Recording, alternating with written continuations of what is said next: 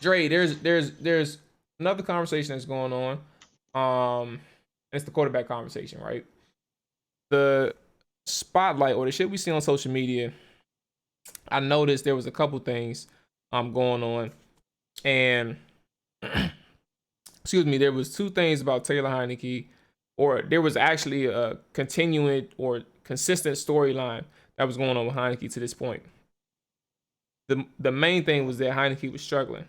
For Heinicke and Michael Phillips, he said that there was a specific thing that he was struggling on, and it was basically Taylor is stretching himself during practices, and the result has been some uneven outings. He's working on throwing to his left side, a self-described weakness, and he's having growing pains while figuring it out. That's one quote from Michael Phillips in an article that he wrote on August 2nd. And that kind of shades like now I don't give him too like a lot of people when Phillips tweeted this part out about him just struggling. It's not that, it's the fact that they didn't read the article. When you're talking about him working on a specific thing that he struggles on, well, no shit, he's going to struggle in practice. And Michael Phillips didn't say give a opinion of yes or no. He said this is what's going on. So that's one of the things that he's working on right now is throwing to his left side, and it's not working out well for him. Clearly, that's one thing.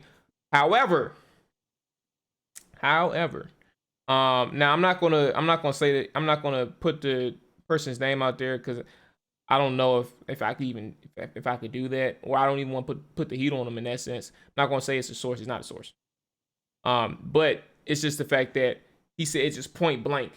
He said it's no competition. Matter of fact, let me see.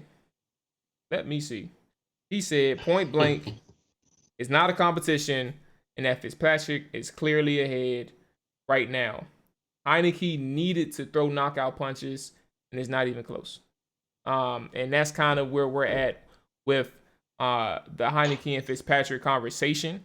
It's not even a debate anymore, but that's the conversation, and that was also the consistent storyline since training camp has started. We know minicamp and OTAs were different. There was the Heinicke hype and all that shit. But now that training camp actually matters, we talked about this 1,000 times, Ray.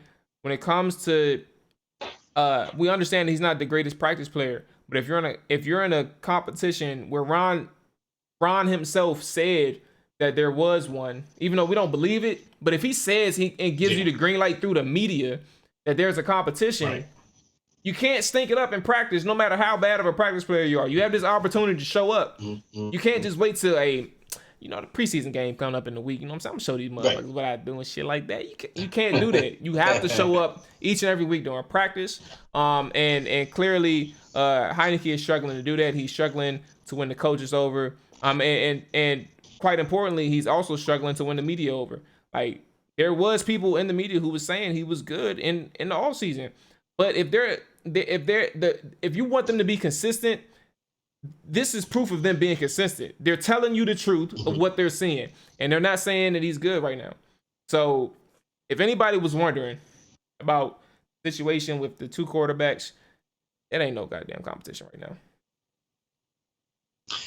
Yeah, no, honestly, and to be honest, I don't think there ever was a legit quarterback competition even before training camp. I think it was more of an optics thing with Ron. Because even when training camp started, Taylor was barely seeing any first string snaps, and that's another thing too, that, this is probably why Taylor ended up where he was when we got him, is because this is what he is in practice. Like, he doesn't get the opportunities too much to kind of show what he can do in the game.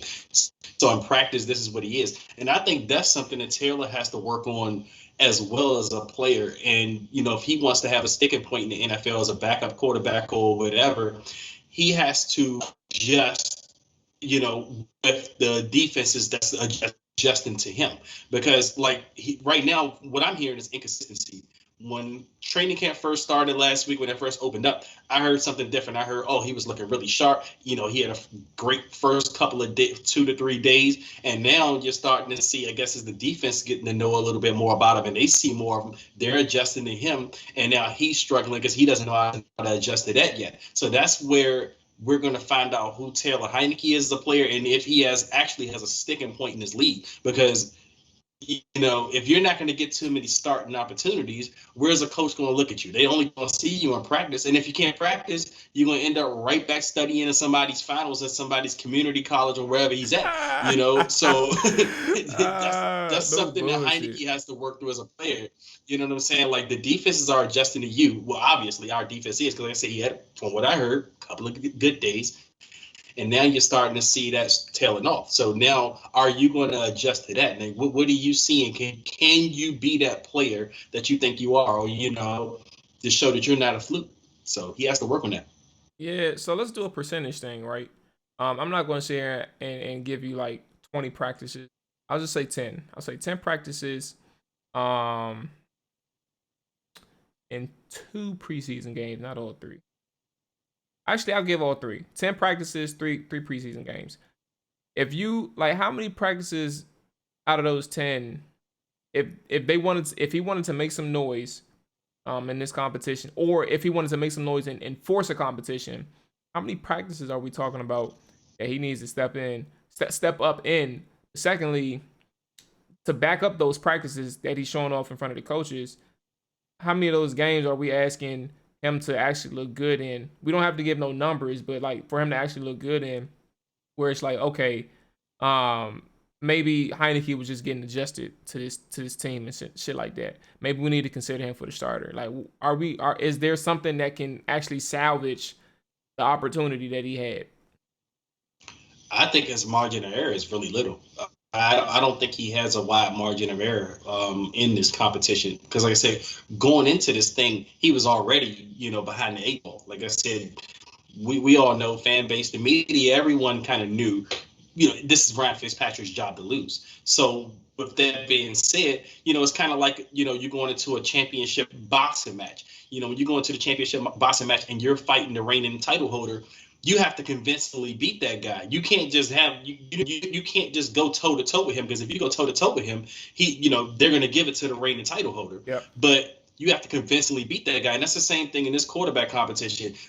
Ryan Fitzpatrick was essentially the title holder. So Taylor Heinicke's coming for his belt. So if Taylor Heinicke's coming for his belt, he has to convincingly beat Ryan Fitzpatrick. He can't be good today and then have a bad day tomorrow and kind of have that being a seesaw type of effect. He has to consistently do good. So if you're talking about percentages, I think he would have to play good in all of the preseason games, and he can only have a few bad practices. I think he would have to give the coaches that kind of trust and that kind of doubt in Ryan Fitzpatrick. He would have to light it up in every preseason game, because otherwise he go out there, let's say he goes out there, he has a great first preseason game. Then let's say he goes back out there the second preseason game and he stinks it up. Now they're looking at, we can't trust this guy. He doesn't look reliable enough to start over Ryan Fitzpatrick. So yeah, I think his margin of error is really little in this competition. So one more thing. We about to shake the table right quick. Before we transition to the last topic here. How many more bad performances can Heinicke afford to have before they say, you know what, we about to just stick with Fitzpatrick and Kyle Allen? Like, how many are we with that one? Because Okay. I like, as we talked about it and as you explained yourself there, I was like, he's got cut 5 times already, and $1 million ain't shit for them to cut that man again. So there's still a possibility that he can get cut again. Like, we're just not talking about it. We're just not talking about it. Right. Although I think in this case he does have a wider margin when we're talking about that, because right now Kyle Allen's hurt again. So God damn it, right he's now hurt. you're essentially, he's hurt again. He tweaked his ankle. He hasn't practiced the last couple of days. And you can't. I don't think they have any trust or faith in Steven Montez at all right now. So essentially, you have 2 healthy quarterbacks on the roster right now with Heinicke and Fitzpatrick. So I do think he has a little bit more wider margin of error before we start talking about Kyle Allen leapfrog them. Because even when they asked Ron kind of the other day, he still kind of wasn't committal to Kyle Allen as. Oh, yeah, as a lot of people thought he was. Like, I listen to a lot of guys like Sheehan and them, and they always talk about, Kyle Allen is their boy. I'm like, well, all of them is their boy, really. Right. They handpicked every QB on the roster. This isn't Facts. none of the QBs on the roster right now are guys they inherited from the last staff. These are all guys that they brought in. So, and I haven't seen Ron kind of commit to Cal in that way. I mean, but then again, Ron could be doing coach speak. But if we just going off of what he's saying right now, I think Taylor Heinicke does have a wider margin of error before talking about, possibly cutting him and just going with Fitzpatrick and Allen to go into this. I still think he's a little bit ahead of Kyle Allen, and Allen's injury doesn't help either. So Yeah, that's actually a good point because again, for like the fifth time for people who are listening and watching, I am definitely one who needs to catch up on some things. So I forgot that Kyle Allen was hurt, so I can't shake shit if I forget that he's hurt. so basically, Heinicke's definitely still in play. There's no concern until you can actually even see Kyle Allen on a preseason field at that. So yeah. I'll leave it at that, and I'm cool with that.